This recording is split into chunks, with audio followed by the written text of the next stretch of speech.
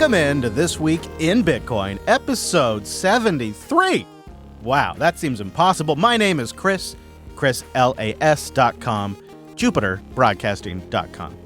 Well, I hope this episode doesn't upset some of you. That's never my goal. Of course, it's not. But there is an uncomfortable truth in the Bitcoin community. I'm not the one that says, I'm just the messenger. Okay, I didn't make the rules, okay? So don't get mad at me. Some folks come to Bitcoin, they want to escape the fiat system. You know, they don't want to have to pay attention to the phony jobs numbers or the cooked inflation stats. They just want to focus on Bitcoin. I get that. It feels good to tune it all out. I can't really blame them. But ignorance isn't a strategy. It's more of a cope. And you can borrow a little bit of peace of mind in the short term, but eventually the bill of reality always comes due. It's a long story, but I learned that one the hard way. And it's like the sneaky stuff that gets you. If you're not watching, maybe you're outsourcing your decision making. It's the stuff that's sort of insidious and just works its way into your decision making. Like, here's a great example. If, say, you based decisions around employment or compensation or just the job market in general around the data that we've been getting for like the last year, well, you've been working from bogus data because breaking news. This is CNN Breaking News. A new warning sign on the economy. Just moments ago, the government delivered a major update on the labor market. It shows jobs growth is weaker, much weaker than previously reported. There were actually 911,000 fewer jobs created in the 12-month period through March of this year. Whoa, you might as well just call it a cool mill. 911,000 fewer jobs than reported. So all the jobs numbers, even the ones that have been revised, have been wrong by a massive margin. Between April 2024 and March 2025, they've revised it down by nearly a cold million. Everything dropped except mostly transportation and warehousing utilities. And I think medical, although I couldn't confirm that. And we just got a really crappy August jobs report, too. So crappy August jobs report comes out, which everybody was going to freak out about before they got a chance. We saw this historically large revision. So that makes it the largest preliminary revision on record. CNN business and politics correspondent Vanessa Yurkevich is in New York. I mean, Vanessa, as I just pointed out, this is huge, the largest revision on record. Walk us through what you're learning. Well, this just signals in that time period from April of 2024 through March of 2025, the jobs market was a lot weaker than initially reported by the Bureau of Labor Statistics. So 911,000 fewer jobs added over that time period. And when you average it out over those 12 months, you get a revision, a downward revision of an average of 76,000 jobs. Now, this is a report that comes out every single year. It is typical. It is a typical report. What is a little bit atypical about this report, it is much higher than what we've seen in previous revisions. So the average number of jobs revised down is a lot greater. Now, it's important to note that this time period that we're looking at, most of these months were under the Biden administration. Just 3 months of this report was under the Trump administration. But in terms of what it's telling us about the economy, it's pointing to key sectors that are seeing downwards revisions in the number of jobs added. Sectors like trade, transportation, utilities, down about 226,000 jobs. And then you have leisure and hospitality and professional business services, also with triple-digit losses in terms of jobs that we thought were there but are not there. This is what happens in these reports. There's a couple reasons why we might be seeing these downward revisions. The first is that this is an estimate initially, and there was weaker than inferred job creation at new companies. So companies thinking they were adding more jobs that they didn't end up adding.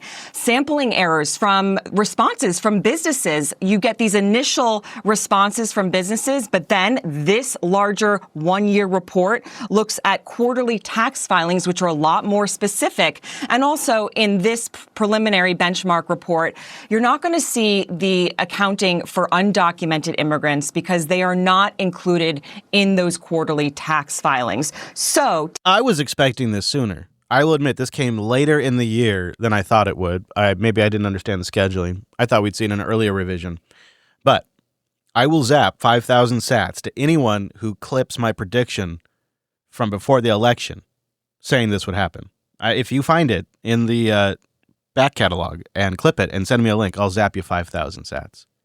The way they collect the data for this is silly. You kind of heard it there. They survey under 2,000 companies across various industries. And they take those survey answers on face value. So, yeah, we're going to hire more. We're feeling great. Trump's getting in the White House. We're hiring. Hoorah. Yeah, we feel good. And they report on there that they're doing more hiring or whatever it is. But then, of course, when you actually check what happened, they were either hiring illegals or they didn't do the hiring. And so when it came time to reconcile that balance, we got this revision. But it's a silly way to collect it.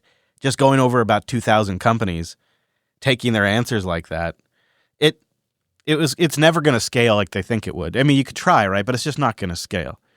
But if you've been taking their answers at face value, you've been taking bogus data at face value. The good news for the Fed is this gives them cover to cut the rates now without looking like they're pressured into it. I suspect the Fed probably was going to cut rates before this job revision came out, but this really gives them the cover to say, no, we have to do it because look at the job market. That's our second mandate here. The reality is we have reached a period of fiscal dominance, and the Fed was going to have to cut regardless. They simply have no better option.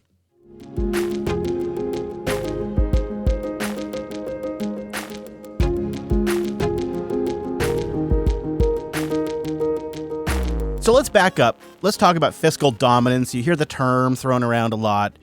You could think of it as a period of time or an economic condition where the government's large and persistent deficits force the central bank to prioritize financing the government debt over controlling inflation.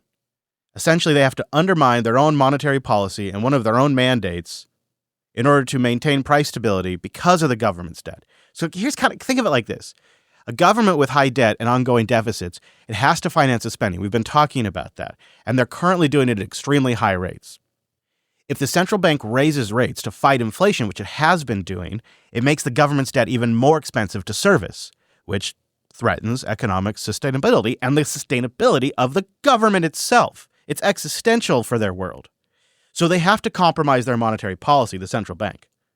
So they get essentially backed into a corner. And this is where you see them getting pressured to make interest rates come down. You see all kinds of stuff because the reality is the government has to continue to finance itself. So they compromise and we get, as people, inflation. You can call it inflation taxation, where they monetize the debt away by debasing the currency. And here's some key characteristics where you can spot this. You note the central bank starts to lose its independence. The public starts to expect inflation, so therefore inflation tends to rise when people expect inflation. And you see the federal government either force or begin to work with financial institutions to hold more of the government debt, which we are seeing happen right now. It's been a key goal of the Trump administration. That penalizes savers. That penalizes savers big. We are clearly in this time period right now. I don't think anyone could deny it, right? We are living in a period of fiscal dominance. In fact, I think we've been here for a bit, and Lynn Alden thinks so too. She posted this in August of 2024. She wrote, "If there's a date that marks when the U.S. began entering fiscal dominance, I would argue that is when the Fed resumed outright Treasury purchases in October of 2019. Despite having little desire to do economic stimulus at the time. They had to do it. They didn't want to, but they had to. So today, the U.S. is $37 trillion in debt. We added $500 billion of federal debt in the last 30 days. And now we see the employment market has been falling apart for the last year. So if you've remained ignorant to what's going on, if you've tried to measure the system from within the system using its own numbers, you're going to miss the mark. Even billionaires at the top of their game, if they're measuring the system with the system, will miss the mark. Here's Jamie Dimon's response to this large jobs revisions report. The economy's weakening. Whether that is on the way to recession or just weakening, I don't know. And that just confirms what we already thought, kind of. This might be true, but of course, I think Jamie's missing a key factor. These numbers tell us what's already happened. We've already been through. What these numbers are telling us is what we've already gone through. We've all been living it. This time period is looking backwards. So the question is, what happens next? And this is one of the key reasons the Trump administration has been pounding the Fed from every avenue possible. A judge, just in the last few hours, temporarily blocked the removal of Lisa Cook, the Federal Reserve governor that Trump wants out.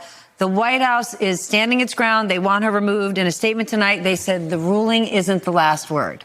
What is your reaction to this? Well, the ruling is interesting insofar as it says that Jay Powell, the chairman of the Federal Reserve, nor anyone else on the Fed can take any steps to effectuate her removal. Okay, can we just pause on that? Because that's super important, because many have speculated that this whole thing has been a workaround for the White House to insist that Jay Powell fire her. And when he doesn't, they will use that as their reason, and they need a reason to out him. Well, I mean, the court stayed this. They put a temporary restraining order on the removal of Lisa Cook. What's also interesting about this, since she is not being removed and they can't affect her job, that means she's a voting member of the policy setting committee, which decides on interest rates next Wednesday. Oh, my So it gets complicated here for... It's complicated for a reason. They're going after everything they can at the Fed. They're going after Jay Powell. They're going after the credibility. And they're going after the individuals with what is essentially lawfare so they can get more control over the Federal Reserve. They've already lost independence. And now the fiscal dominance situation that we find ourselves in means that the federal government is in the driver's seat and they necessarily need more control. By the way, I'm not defending this. I'm not saying it's right or wrong. I'm telling you this is the reality. The Trump administration isn't attacking the Fed like this because Trump woke up one day, turned on Fox News and decided, oh, somebody doesn't like the Fed on Fox, I'm going to attack the Fed. These analysts, if you can call them that, completely miss the macro. They're so busy thinking about the politics and the messaging that they miss the macro. What we are witnessing is a White House in desperation. We are witnessing a White House scrambling every avenue they can. The Genius Act, attacking the Fed, going on and on about rates. All of this is to get more control so they can purchase debt at cheaper levels. The Treasury is still doing debt buybacks right now. I've been talking about it for weeks. It's still ongoing. They are doing historic buyback of their own debt, refinancing longer-term debt as short-term debt at higher rates with some sort of gamble, I assume, that they can refinance it again later. They are moving all of the decks around the Titanic, all the chairs around the deck of the Titanic right now. And these analysts just only look at it from a politics lens. And they're missing the macro picture as to what is driving the White House. So next Wednesday, if she's like, yeah, we'll cut rates, what's Trump going to do? Or she may say no, depending on what the inflation data looks like. Well, let's hope nobody makes a political decision and they make a decision based on economic data. Daniel, what do you think about this? Yeah, I mean, look, this is all a sham to try to get control of the Board of Governors so that, President Trump can lower interest rates. And he's not wrong here. They're not asking why. I think they just, Trump wants a boom. It's more than that. Like they said, it's complicated. Manipulate the economy as much as he can. He knows that he can't fire Jay Powell, or at least at this point he thinks that he can't. So he's trying to de facto gain control of the board by putting his own people there and coming up with these excuses. As been discussed on MSNBC many times, 3 cabinet secretaries, including the labor secretary, the transportation secretary, EPA administrator, have also done what he claims is so objectionable to Lisa Cook. But I don't see him going after his cabinet secretary. So this is all a front for a much larger game for Donald Trump, and frankly, it's pathetic. See, he kind of gets it, but not quite. The BLS numbers tell us the Fed was late. Trump was probably right, and they're desperate. But they all miss that key piece. We can all feel it. You can all feel it. Something else isn't right. The prices are getting crazy. Things haven't always been like this. And I think the Trump administration, with the messaging around too late Jerome Powell and additional steps they're taking, is all an attempt to get ahead of this. I'm blown away by what I guess you could consider an essay from Treasury Secretary Scott Bessent. He has implemented a full-blown plan and is just saying the quiet part out loud to put all of the blame for all of this on the Fed.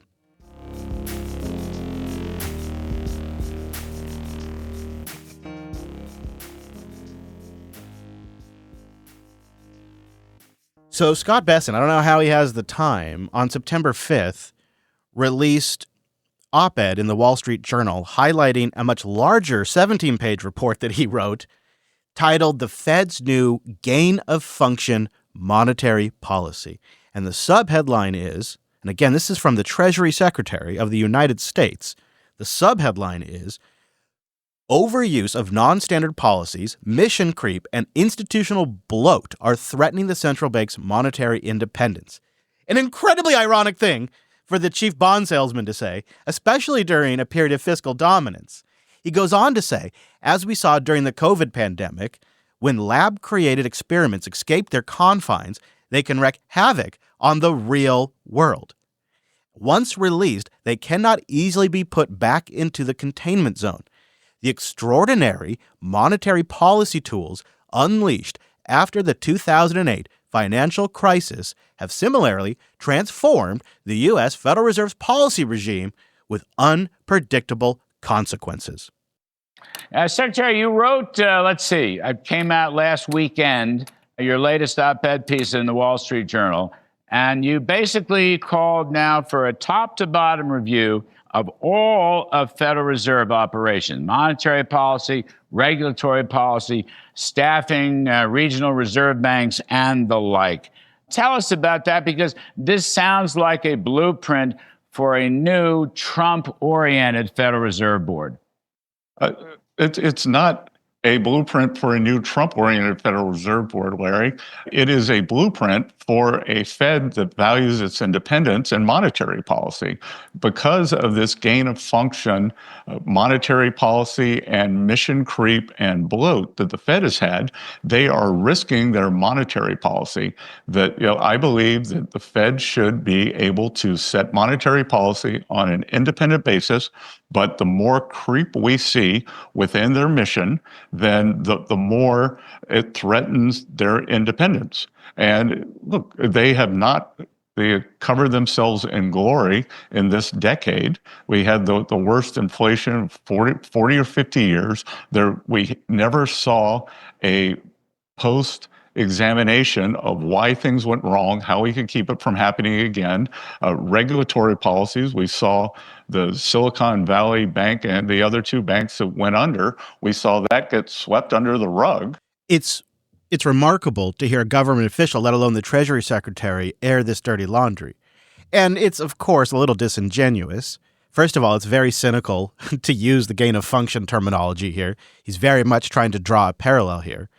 It's also very savvy. I have to give him that. But to blame inflation and the economic disparity between the haves and have-nots, the asset owners and the non-asset owners, as all Fed policy, well, it's not true. It's not the full picture at all, right? The Fed didn't put everything on the federal government credit card. The federal government did that, right? The federal government's the one that's been promising everything to everybody to get reelected over and over again. But it's such a little cherry of a narrative, because you can also just look through that lens and show how their economic policies, the Fed's direct policies, have absolutely created a Cantillon effect that has benefited the people closest to the money spigot and the asset owners. It's provable. It's absolutely provable. So it's such a cherry of a narrative because you can spin it, you can go into it, and you can show it. So, you can run with it. I mean, it's never been done. I've never seen a federal government official turn on the Federal Reserve like this and just air all of the dirty laundry and just come out there and say it's their fault we have economic disparity. It's their fault we have inflation. It's their fault the banks collapsed. They raised rates too fast. I mean, they've always been on the same side. They've always covered for each other, hand in glove. Their independence. And look, they covered themselves in glory in this decade. We had the worst inflation of 40 or 50 years. We never saw a post-examination of why things went wrong, how we could keep it from happening again. Regulatory policies, we saw the Silicon Valley Bank and the other two banks that went under, we saw that get swept under the rug. And the independence of the Fed exists because they have a special relationship with the American public. They get to be appointed without budget constraints because the American people believe that they are above reproach. And again and again, drifting away from the central mission has just caused so many problems. That editorial is part of a much longer 15-page piece in a magazine online called The International Economy. And I'd urge everyone to go and read that. Because the other thing that the Fed has done through these massive QE interventions and balance sheet growth is they've caused these wide disparities across different groups in the economies. That if you had assets, you've done great. If you didn't have assets, you've gotten crushed. Can you believe he just said that? I mean, think of 5 years ago. Could you ever picture a government official saying that? It's unbelievable, but it is the truth, and now they're saying it because they're trying to pin it on him. I thought it was 17 pages, a 15-page PDF report that Scott wrote. I'll have it linked in the show notes. I did go through it earlier in the week, and I found a couple of things that I think Bitcoiners would find interesting. It sort of positions the Fed as a mad scientist. And they talk about QE and their balance sheet expansion as gain-of-function experiments that were impossible to contain. And they're right, in the sense that the economy is a very complex organism. It's like a micro-universe. And you can't just push on one thing and expect another thing to pop out on the other end. So many other things in between get affected. And they attack, in a sense, central planning at its core. They say the Fed's growth forecasts were overshot by trillions in reality. Their models have been rough. They're more belief than they are math these days.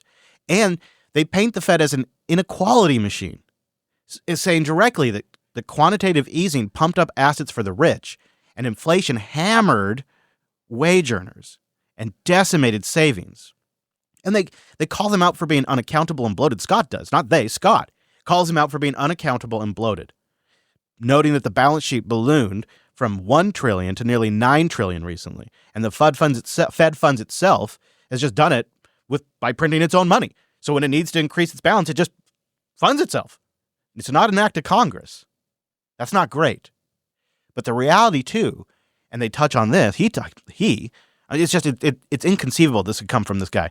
But I guess he did it. It's attributed to him. Scott Bessent says that the reality is, with all of this, the unintended consequences is that Wall Street and big corporations were able to thrive on cheap debt, and smaller business, firms, and young families have been locked out of ownership. And we know that's true because the average new home buyer in the last couple of months has been 70 years old. That's rough. It's something like that, right? I think actually it's like 38, but if you look at it, I can't remember the stat, but it's like really, really, really not good in the sense that people are not able to achieve home ownership. And the stats for it are I think the new homeowner average age was 38, but the average amount of homes sold, the average age there was 70. So it's like the most people buying homes are in their 70s. And the average age I think I've remembered it now, the average age of a new home buyer was 38. That's pretty crazy. It's just mind-boggling statistics. It's hard to really kind of keep it straight, I have to be honest with you. And I think Scott's right when he points out that their credibility has kind of collapsed. They did it to themselves. I've heard it over and over again when they stepped into environmental policy and equity and inclusion and started including that in the FOMC minutes.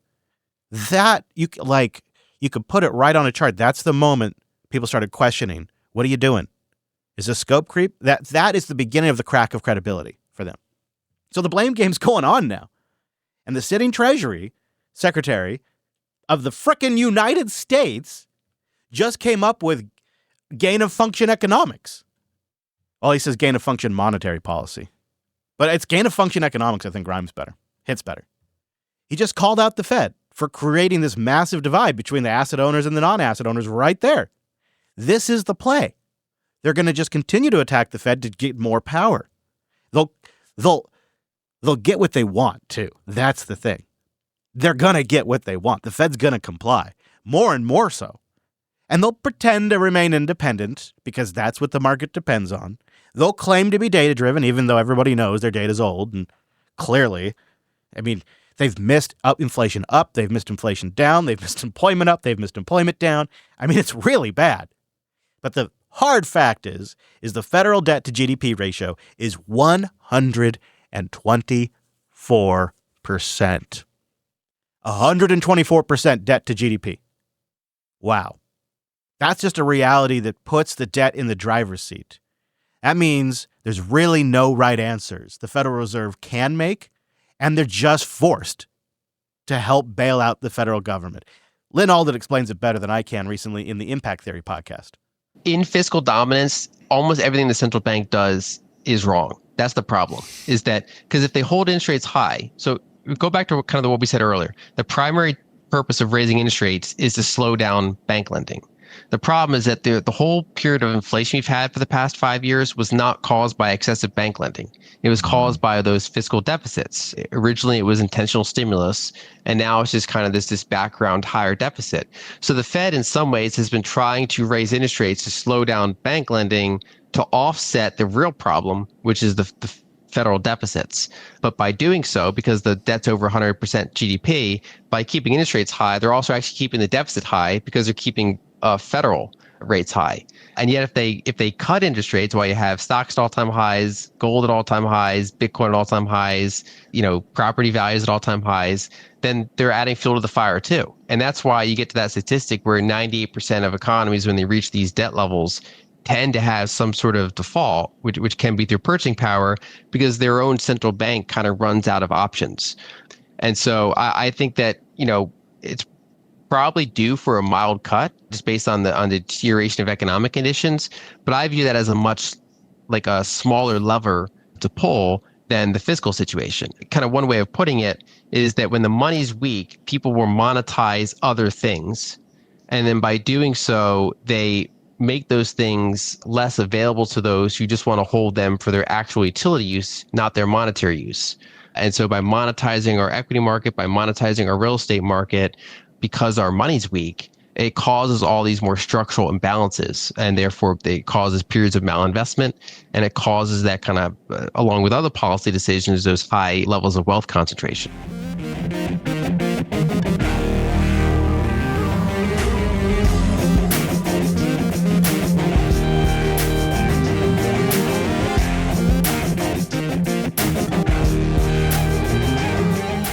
September 17th. 2025 is the date. Will they cut or won't they cut?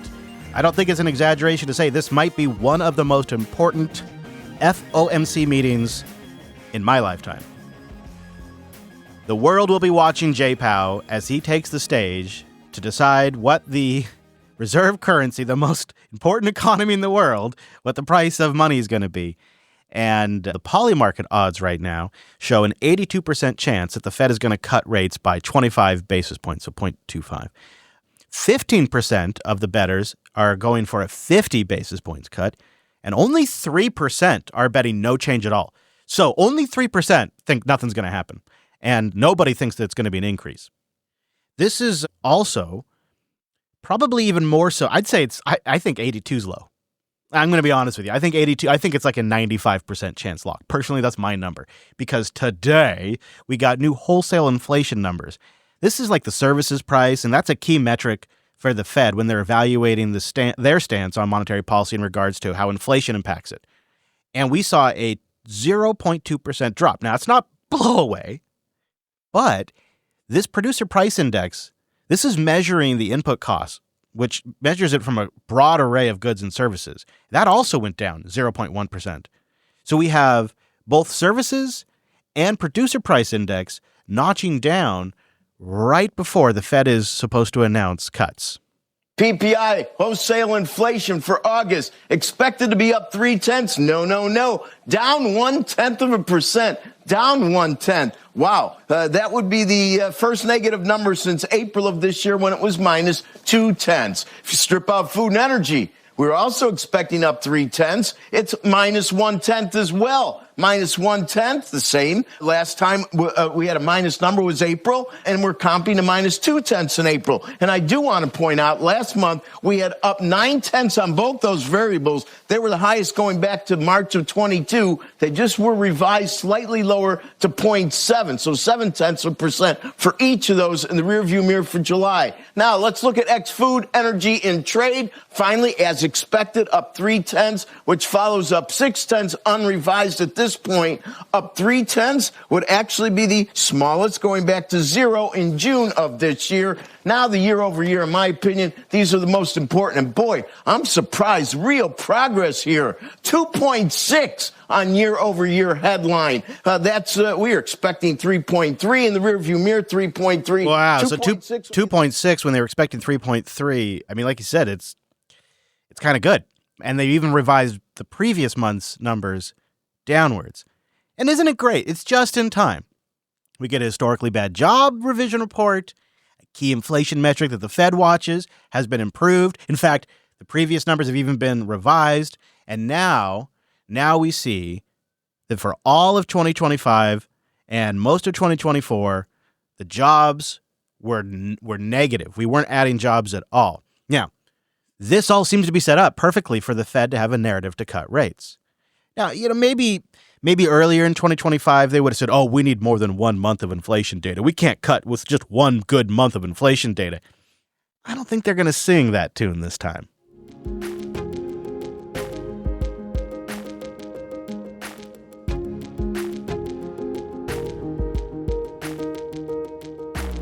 A wee bit of housekeeping. I am going on a road trip next week for the wife. It's her birthday, so I've booked her a little trip.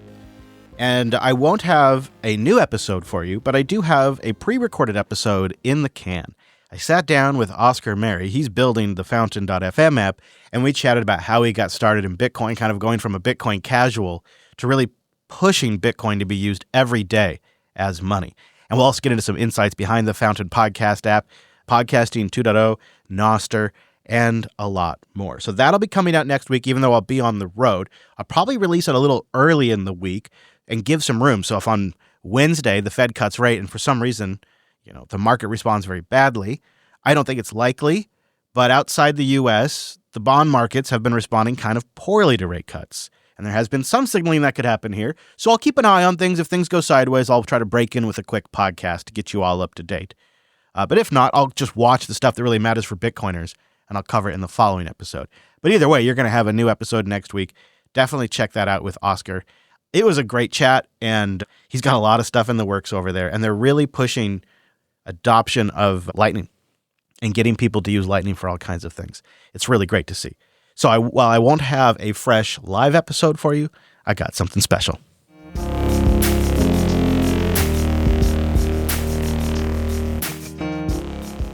I wanted to make you aware of an NPM supply chain attack that you may be hearing about in its relation to Bitcoin wallets.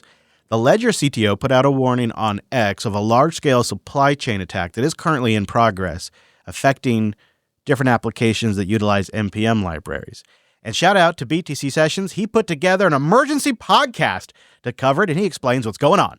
But the CTO of Ledger said this earlier today. There's a large-scale supply chain attack in progress. The NPM, which is short for Node Package Manager, account of a reputable developer has been compromised. No word on who that developer is.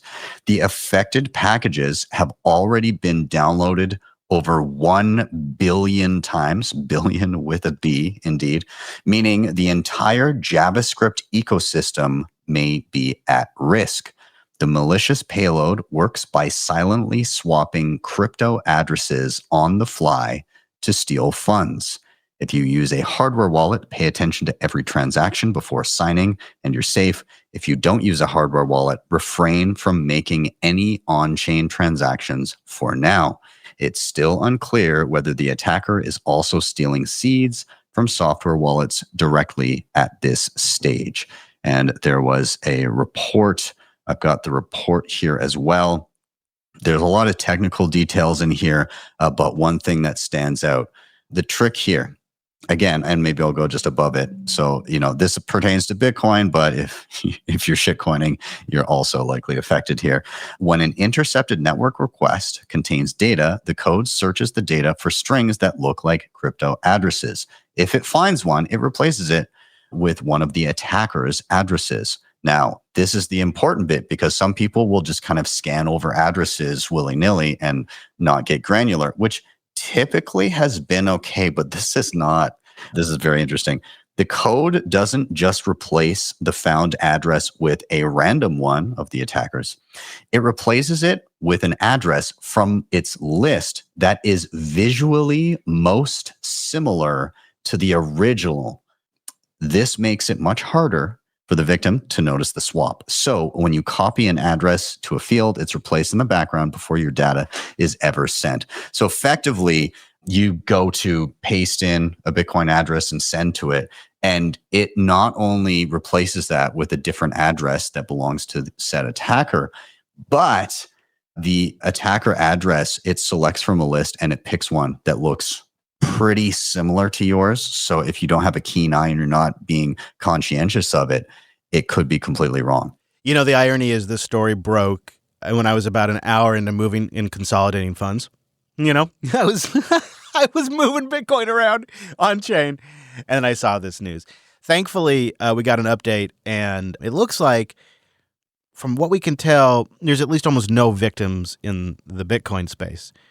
Charles on X, he's the CTO of Ledger, he writes, "It began with a phishing email from a fake NPM support domain that stole credentials and gave attackers access to publish malicious package updates." Aside, this is a very common attack vector we see in open source. He continues, "The injected code targeted web crypto activity, hooking into Ethereum, Solana, and other chains to hijack transactions and replicate wallet addresses directly in network responses. The attackers caused crashes in CI/CD pipelines, which led to early detection and a limited impact. Still, this is a clear reminder. If your funds sit in a software wallet or on an exchange, you are one code execution away from losing everything. Supply chain compromises remain powerful malware delivery vector, and we're also seeing more targeted attacks emerge." This feels a little bit like, pumping his bags here. It's a little bit of fear-mongering.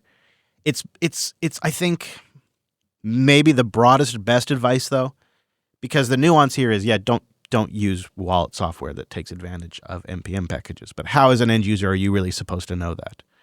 Hardware wallets obviously are better in this regard, but still the software used to interface with them could be vulnerable. Ben has a rolling list of wallets not impacted by this on his BTC Sessions X account. And a couple that I noticed, Trezor, Cold Card, Foundation, Passport, and Envoy are not impacted. Bitbox not impacted. Electrum, Spectre, Wasabi, Sparrow, Blockstream, including Jade and Green, not impacted. Nunchuck, not impacted. Casa, Blue Wallet, Phoenix Wallet, and a bunch of others not impacted. If you didn't hear yours, you might want to check the list. Kind of just did the top ones. Wallet vendors have been pretty good about just coming out right away and saying, not affected, trying to make sure everybody knows. And one of the things we do have to keep on top of, it is, I think, a good reminder of this potential attack vector. All right, since I'm going on vacay next week, if you could call it that, I expect support for the show is going to slump a little bit. So I'm going to ask you not one, but two questions to try to, bump the support a little bit. Number one, was Trump right? Was J-Pow too late? I kind of think he was. The Fed probably was too late. But I don't actually blame the Fed or J-Pow. Can you guess why? Can you guess why I don't blame them for being late? Boost in with what you think the reason is. So that's question number one. You got it? I'd like to see what you guys come up with. Question number two. Did you stack any sats this summer? And if you did you DCA or did you snipe buy? And are you happy with that strategy? Let me know. That's question number two. Boost in with your report. Was Trump right?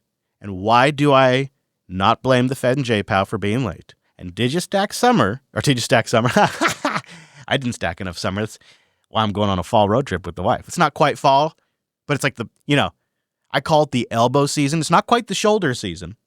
It's the elbow season, and that's the perfect time for a road trip.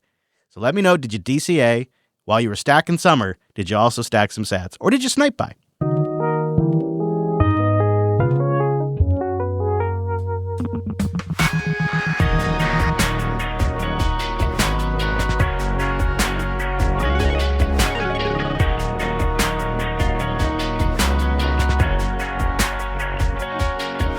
We still got a lot more to get into, so I just want to mention you can support the show by doing what you do. If you want to buy sats on River, do it. It's one of the best ways to stack sats in the U.S., and you use my link in the show notes, you support the show. If you're all about self-custody and you're in Canadias or Americas, the Bitcoin Well is an amazing automatic self-custody platform to and from direct to your wallet. If you got some sats on Lightning and you're ready to spend them, the Bitcoin company will go from Lightning to a gift card in about 30 seconds. You can log in with your Lightning, no new account required, and the only thing they do is Bitcoin. Now, if you want to stack sats while you're paying your bills, doing what you do day to day, the Fold card. It's a legend in the community, and I use it every single day. And then, when it comes time to get access to some of your Bitcoin's value without selling your Bitcoin, Salt Lending will hook you up with a loan of just about any amount. And they make it really straightforward. Links to all of those in the show notes. Support the show just by doing what you do.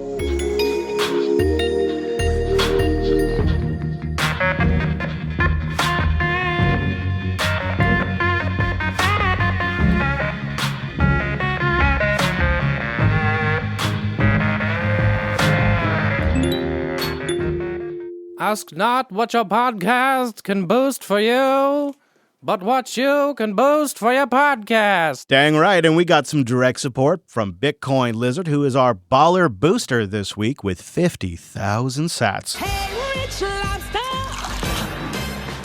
Yeah!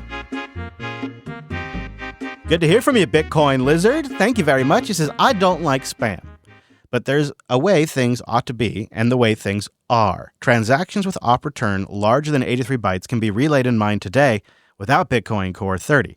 Short of a consensus change and the solution to stop spam transactions, short of a consensus change, the solution to stop spam transactions is for them to be priced out of the block space by market and financial transactions.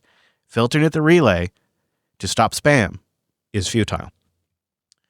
Okay, I agree 95%, Bitcoin Lizard, but what if you slightly increased op return size and kept filters for other things? And then, so you had kind of like a channeling of way people should use it. And then you're right, you let economic activity price them out. I do think ultimately that's what's going to end up happening anyways. And we'll look back at this as maybe more about how node diversity was started and less about spam and choking up the blockchain. And we'll just look at, as of course, they eventually got priced out. I could be wrong, but thank you for that boost, and it's great to hear from you. Mary's February comes in with 21,000 sats. Boy, they are doing a lot with Mayo these days. We need a 21,000 sat boost. I need like a Bitcoin. I need something that's really uniquely Bitcoin for 21,000 sats. The traders love the vol. No message, just value. Thank you, Marius. Nice to hear from you. Slacker came in with 7,777 sats. Well, that's not possible. Nothing can do that. Everything's under control. Hey, Chris, big fan of the show. After looking at BTC map in my area and becoming aware of the sad reality of vendor adoption, I've been thinking about starting a business, maybe like a B2B, to help change that. I envision a product that I can allow a business to self-sovereign and doesn't take away from the customer experience at checkout.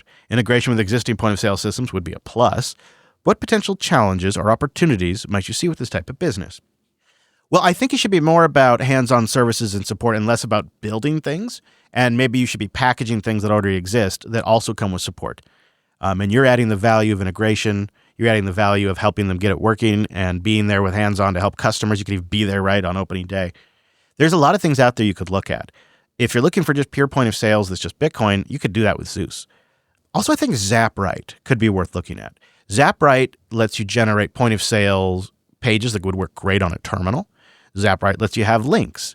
And ZapRight also lets you do all kinds of other types of things when it comes to payments that businesses like. But the thing that really matters, shouldn't bury the lead, is ZapRight supports connecting to Stripe and to Strike and to your node, your own node. It supports connecting to AlbiHub.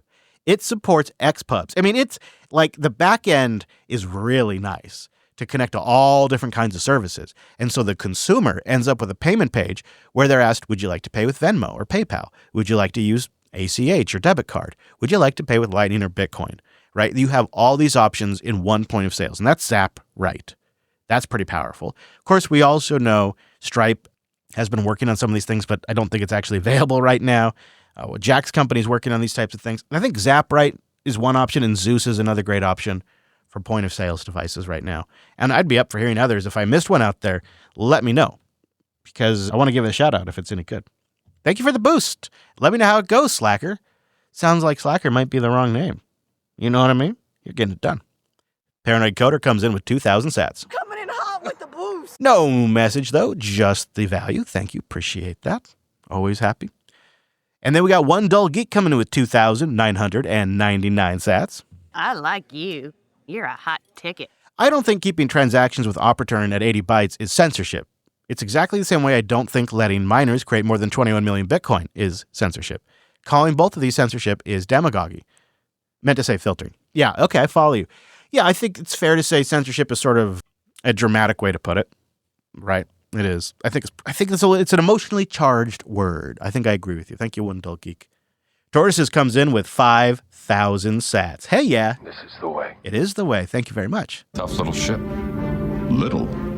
Is there any monetary uses for op returns? I know everyone brings up JPEGs, but could NOTs be filtering out non-spammy transactions? You know, I think there is a use case for people that want to inscribe things into a time chain. Marriages, licenses for like a house. I don't know, licenses isn't the right term, but you know what I'm saying? Moments in life, perhaps, that you want to inscribe and leave your mark, because it's at some point, humans are going to realize the permanence of the blockchain. It's more permanent than anything they have. It lasts longer than your hard drive, right? So if you could transcribe, say, your child's birth certificate, or I don't know, something to celebrate their birth, or a news article about you, or your marriage. Like if you could, it's almost like buying a piece of moon real estate, right? It's theoretical in a sense, but it's also a precious thing. I think there's something there that people will pay for because it is a limited thing, just like the Bitcoin itself is limited. So is the block space. And so that makes it precious.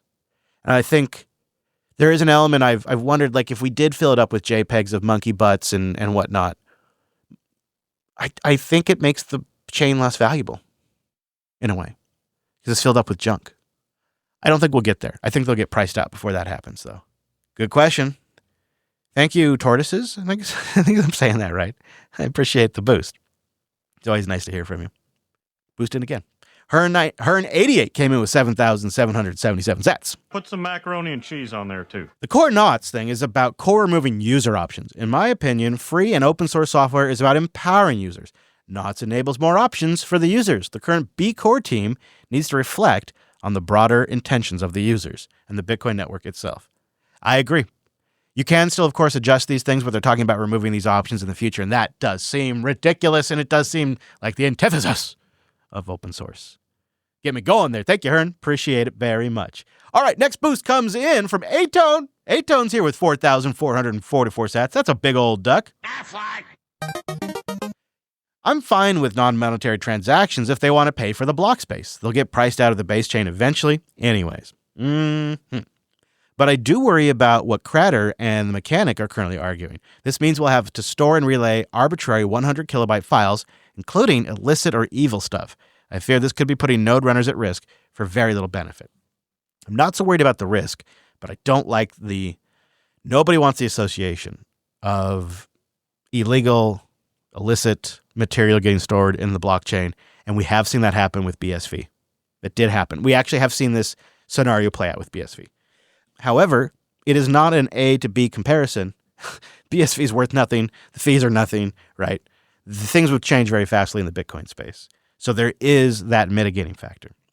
Good boost, though, and I'm glad to see NOTs is around for people to make that decision. Bobby Pink comes in with 2,000 sats. B-O-O-S-T. I would be interested in hearing a guide on setting up NOTs on Start 9. I use NOTs, and I've set up on Umbrel. I did it this weekend, and it was incredibly easy. I hear people, and I respect that use Start 9, but I don't see the appeal to it. Seems like it has less applications and still the same hardware limitations. Disclaimer, I've only quickly looked at Start 9, and I run a couple of Umbrel instances. So that said, I have a lot more experience with Umbrel than I do Start 9. However, I think if I were to deploy again, I'd probably try Start 9 because I've heard it's very well built and very well maintained. It's not that Umbrel isn't. It's just that I've been using Umbrel from the beginning, and I've gone through a couple of hard upgrades, and one of my nodes is stuck in at an older version, and I can't get to Umbrel 1.0 or whatever it is. I find that very frustrating, which is why I went to Nix Bitcoin, to be honest with you. But having reflected on this since we last chatted, I've realized that I do need to get familiar with Start9 because I can't expect everybody out there to deploy Umbrel or Nix Bitcoin. And I think Start9 is something I'm going to spend some time on post-wife trip and when I get back and get my feet under me again. So I may have more thoughts on Start9. But I, like you, have heard a lot of good things. And I know they're working on a new and improved architecture as well that will probably be out before Christmas. But I don't know. I don't have any insider information on that. Good question, Bobby Pin. Let me know where you land, and I'll try to update you as well. Hello there's here with a row of ducks, 2,222 sats. No value. I mean, no value. No message, but all the value. Thank you, hello there. I appreciate it. Southside's here with 2,021 sats. No one can alter your node except you. No one can make you download a version of Bitcoin Core that changes something except you. Users can change the default settings or run other clients. Boom! It's very true. Yes, it's very true. You can stick with Core for now and just change the runtime settings. Not forever, but soon. And he links us to an article on Bitcoin Magazine that I have seen, and it's titled, You Aren't Mad at Bitcoin, You're Mad at Me, if you want to look it up. You make me want to be a better man. Oh, here we go. Mafurio comes in with 15,000 sats.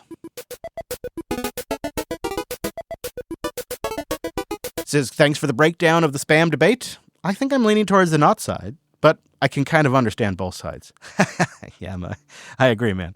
Thank you for the boost. Appreciate it. Gene Bean's back with a row of ducks. Regarding a guide for knots, target, he says, Umbrel, in my opinion. I know, Gene. I was actually thinking Start9 though. I might do. Yeah. This is the thing. This is where I have been hung up. This is where I've been hung up. Thank you, Gene. I do appreciate the signal, and it's good to hear from you. Hope you're doing well. Adversaries 17 is here with 6,114 sats. I like you. You're a hot ticket. Adversaries writes, random thought.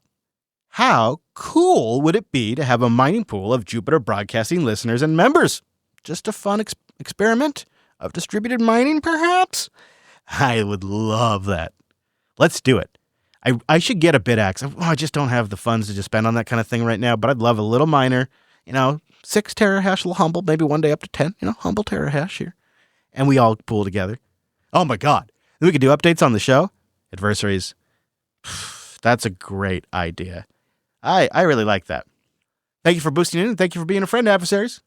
Hope to hear from you again. MDS is here with 10,000 sats. It's over 9,000! Your show's become a regular listen, so here's a little bit of value for value. Purple Monkey Dishwasher. Yes, Purple Monkey Dishwasher indeed. Good. Kiwi Bitcoin Guide's here with 4,321 sats. They're real and they're spectacular. Regarding your question on which platform to run knots on, I'd say Linux. Yeah, man. Yeah, I agree. You're the Linux guy, so asking to do on another platform would be blasphemy. I wasn't asking to. I assume Linux, dude. I assume I'm doing it on Linux. Kiwi, come on. I'm not, we're going to run knots on Mac OS, on Windows? I was a Bitcoiner before getting to Linux and the other open protocols. I really think Bitcoiners should embrace the full open stack. Yes. BOOST. I agree. It's part of the trade-off for having open source. I think it's so wild what a blind spot the open source community has to open source money. And to be fair, a lot of the people in Bitcoin are fairly blind to the free software and Linux community as well. But I'd say it's more pronounced, and it's more embarrassing on the Linux side. Imagine being a free software advocate and all about software sovereignty and having domain over your own software and all the patches you make to it. And, just the heady concepts that Richard Stallman wrapped his head around and then communicated to a community that embodied those ideals and went off and built the most successful projects in software history. And they do not recognize it when it's happening on the money side. It's truly revealing about the nature of human beings. It's really something. Great boost. Thank you, Kiwi. It's good to hear from you. Ace Ackerman rounds us out with a row of ducks. I'd rather have JPEGs than censorship over time. I think Bitcoin's use cases money wins out big time, and we shouldn't underestimate the value of storing other information in a censorship-resistant way. That's some nice long-term thinking. I like that. Thank you, Ace. I also got a bunch of great boosts under the 2,000 sat cutoff. Thank you, everybody who boosts in. I'm reading those, and I store those in every single show note. I just stick to 2,000 sats and above for time on the show. Really do appreciate all the boosts and all of you who stream them sats coming at us right now. We had 40 of you stream sats, and collectively you stacked 34,440 sats. When you combine that with our boosters, it's not our craziest week, but it's a humbly adequate week at 186,454 sats.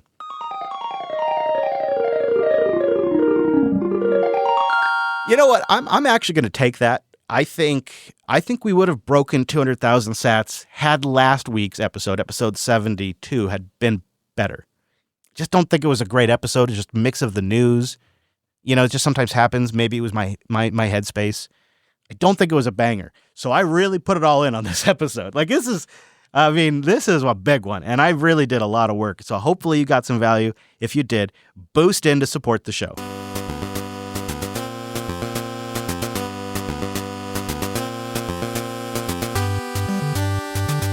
Fountain.fm makes it real easy because they host the Lightning Wallet, but you can go the self-hosted route with something like Umbrel or Start9, and then you set up AlbiHub. Then you can boost with a bunch of different apps and the podcast index. Thank you, everybody who supports the show with a boost or a Jupiter Party or Fountain membership. You can become a member on Fountain. There's a new membership program over there where you get access to early releases and special features, as well as a membership badge. That's built right into the app.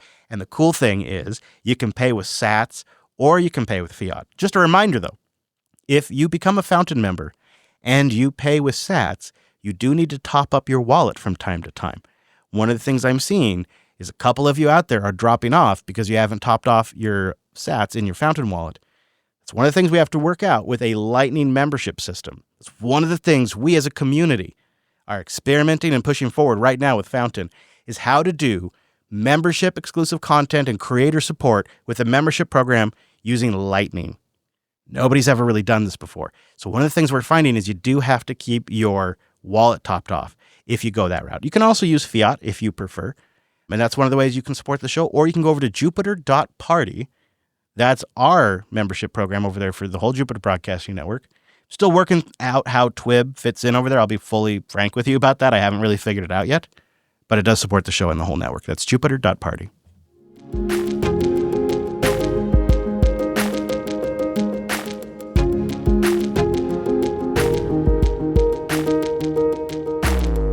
Well, I've been watching something play out that I'm cautiously looking through the lens of Bitcoin mining sustainability. Easy for me to say.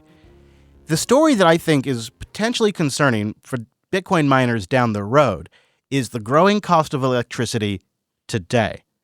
Now, this is a story that I think isn't getting much attention so far, but you're going to see it explode over just the next couple of months because some new data has come out. And that is that the growth in electricity costs has outpaced the growth of inflation. In other words, it's almost parabolic on the price charts. Electricity has become in 2025. And that's starting to put a real pinch on family budgets. And it turns out that the investment firm Van Eck has a podcast. And one of their guys has been cooking up numbers looking at this, has a report. So they brought him onto the podcast to talk a little bit about it. And it shows, with no doubt, energy prices are certainly outpacing inflation by a margin. Are you worried about what this does to electricity? Talking about how quickly the cost of electricity has gone up. And I think this is a very underreported story.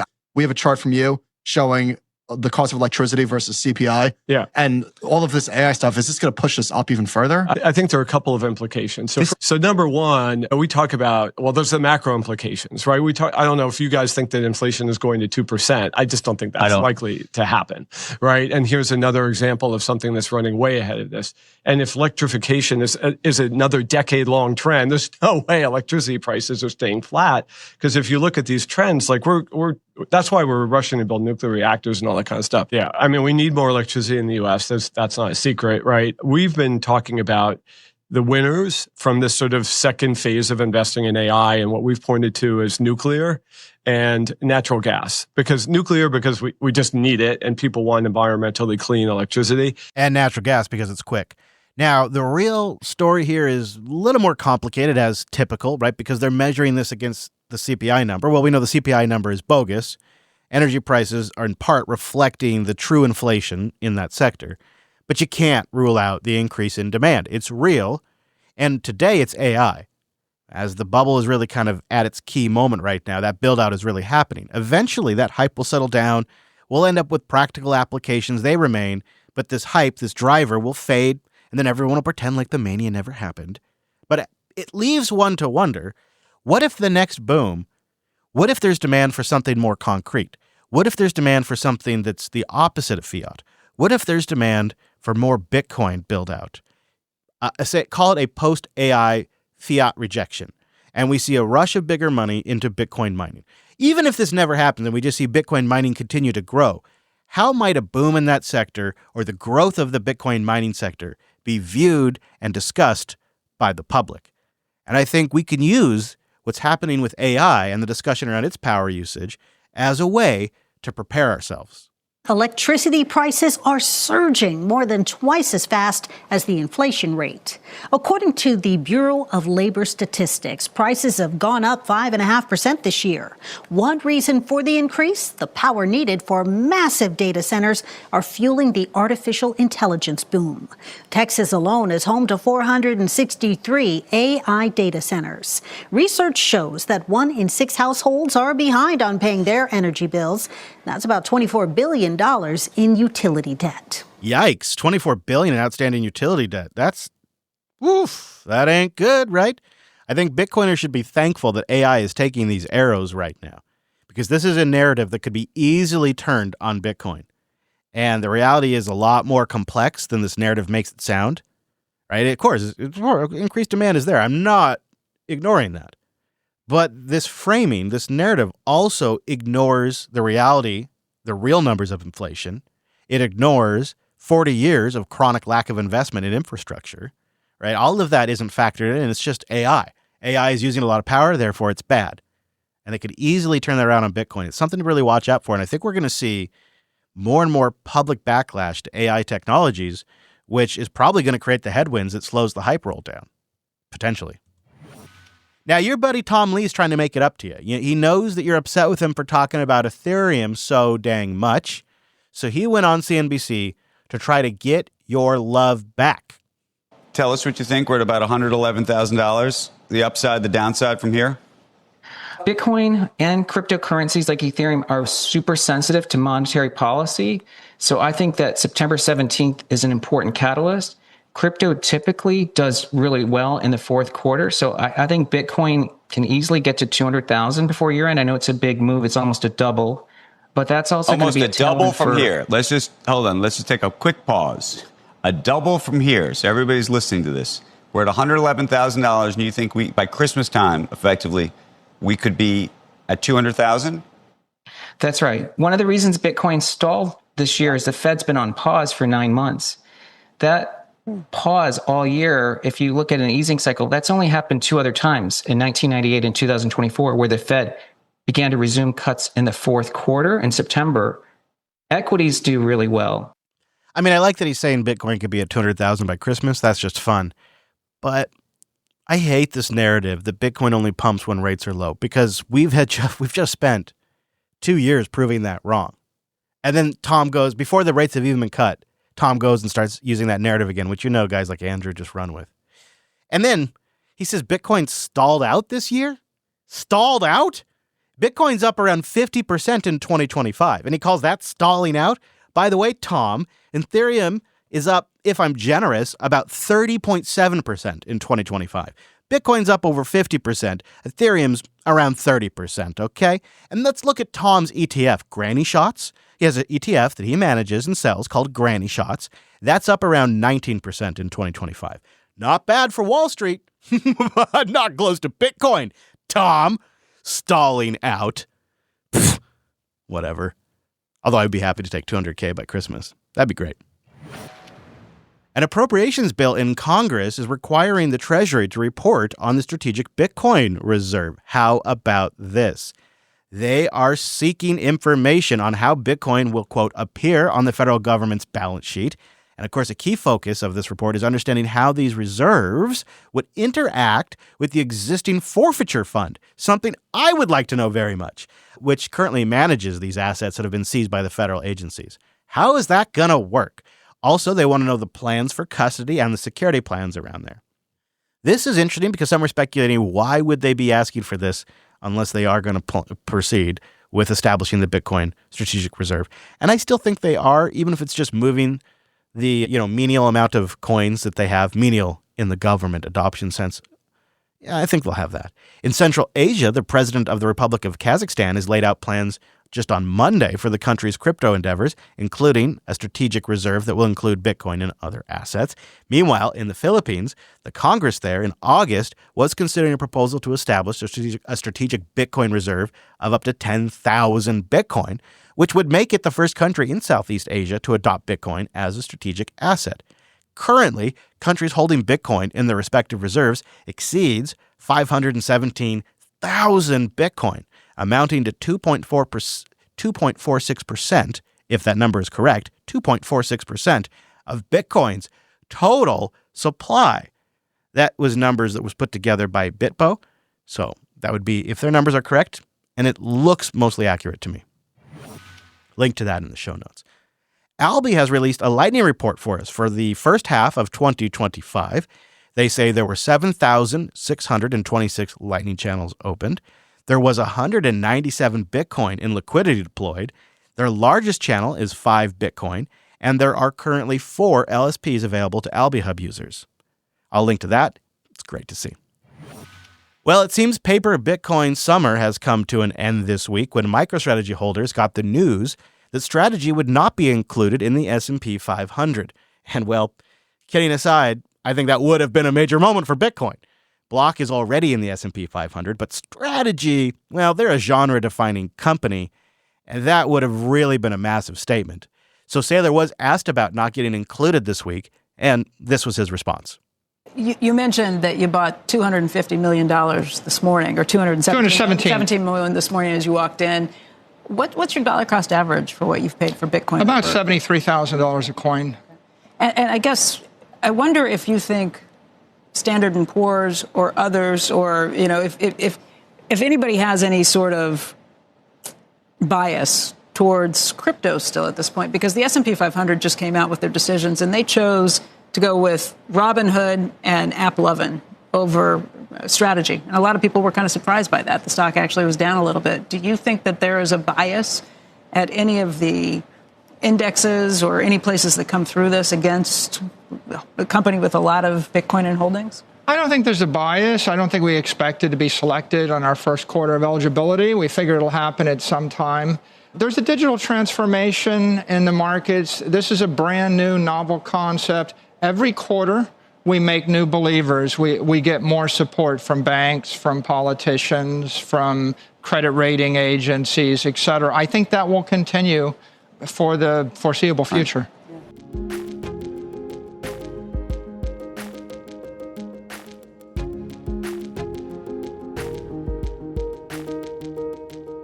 And that brings us to our final clip of the week. This is one of those clips that's looking many years down the road after everything we've talked about today reaches its near final state. And it's Mel Madison, and he's a writer and financial services veteran. He's been around for a while, and he went on Pomp's podcast. I'll put a link to it in the show notes. I think it was actually a pretty good chat. And I want to play for you one of my favorite moments. I think over time, we're going to see central banks put Bitcoin on their balance sheet. I don't know when that happens. I don't know if it happens next year. But the amount of money we're talking about with central banks, right? Trillions upon trillions of dollars, like 10, 20, 30, 40x the current Bitcoin market cap. Like just a little bit of that is going to be, I think, a fundamental driver, just like a major fundamental driver of the gold move in the last few years has been central banks eschewing treasuries and going to gold. Eventually, they're doing it. We're seeing corporations begin to put Bitcoin on their balance sheet. And I think there will come a point in time, because I don't think there really is an alternative to Bitcoin. I mean, people can talk about Ethereum and the flippening. Ethereum can have a period where it outperforms, just like gold can outperform. I mean, Carvana stock can outperform Bitcoin for a period of time. Anything can outperform anything for a period of time. But Bitcoin is unique. Bitcoin is the first. Bitcoin is the biggest. Bitcoin has that hard cap. Bitcoin is decentralized. Bitcoin has a moat. Bitcoin has the network. It has the thousands, if not millions, of nodes around that make it functional. It has the history. It has the cost to produce it. It can't just be willed into existence by an Ethereum foundation. All of these things are just very unique. It will not be replaced in our lifetimes, I believe.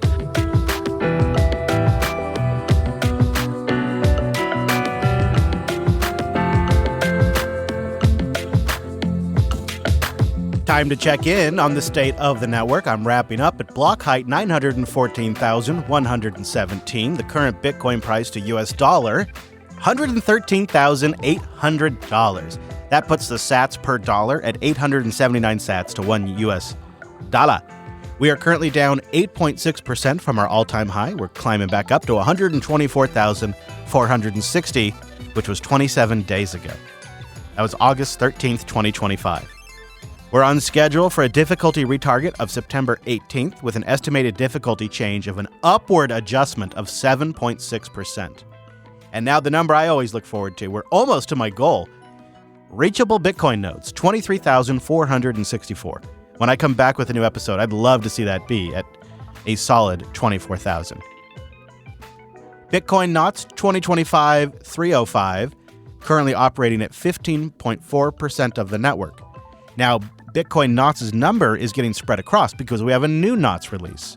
Bitcoin knots 2025 903, which came out on the 3rd, is now at 3.2% of the network already. Of course, Core 30 is due anytime soon. It'll be interesting to watch.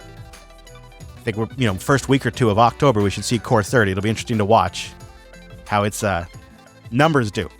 I would imagine I'm thinking they're not going to let them do badly. That's my thinking. There's going to be an effort to make sure they don't do badly. Either way, the network is chugging right along. Transactions are happening. Block space is becoming precious. And the Bitcoin network is strong.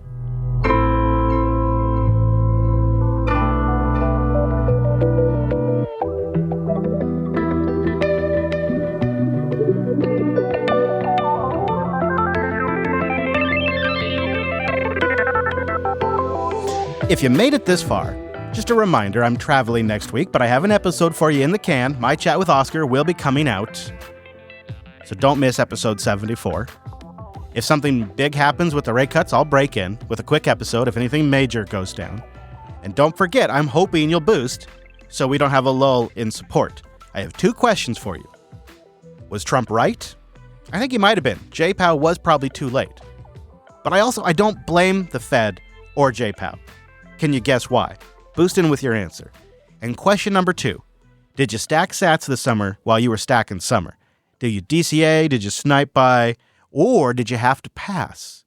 Did you have to pass on stacking sats? That's a valid answer too, and I'd like to hear it.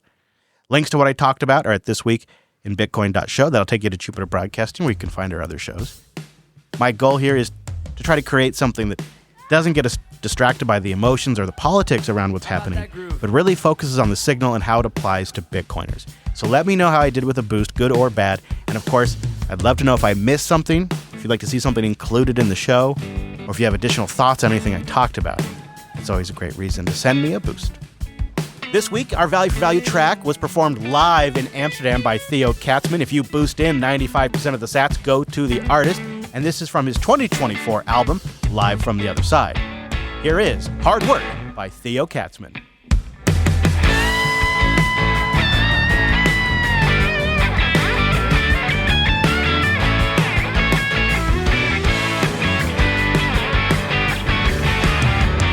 I caught your teardrops with my shoulder when you cried. I called in sick so I could comfort you all night. Now you got cold feet, well just let me break the ice, yeah. I did your laundry and I folded it real nice. So baby, walk, now I'm defeated, face down in the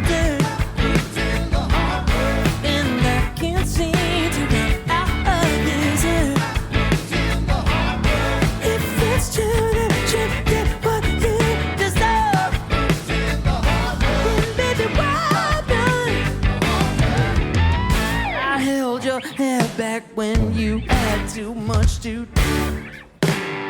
I use my bare hands to unclog that Thursday. When you got tickers and your mind was on the ground, peels you off the floor and drops you to a shrink. Come on, baby. Now I'm defeated, face down in the dirt.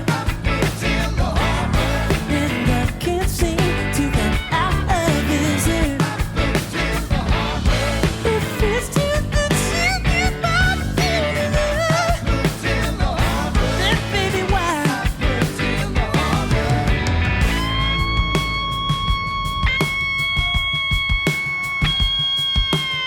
I put in the hard work. I know it's painful to become a butterfly. You have to break yourself before you